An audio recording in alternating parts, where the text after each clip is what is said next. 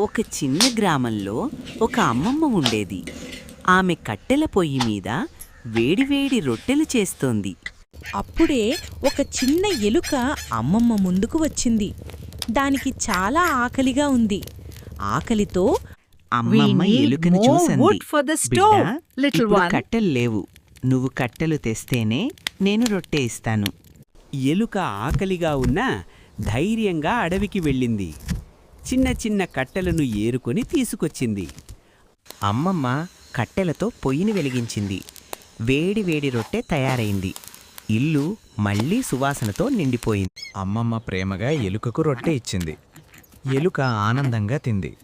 కష్టం చేస్తే ఫలం దొరుకుతుందని అది నేర్చుకుంది. ఒక చిన్న గ్రామంలో ఒక అమ్మమ్మ ఉండేది.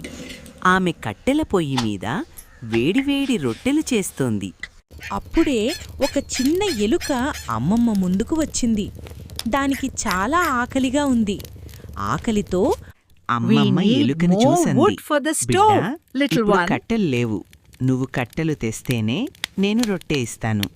ఎలుక ఆకలిగా ఉన్నా ధైర్యంగా అడవికి వెళ్ళింది. చిన్న చిన్న కట్టెలను ఏరుకొని తీసుకొచ్చింది. అమ్మమ్మ కట్టెలతో పొయ్యిని వెలిగించింది. వేడి వేడి రొట్టె తయారైంది.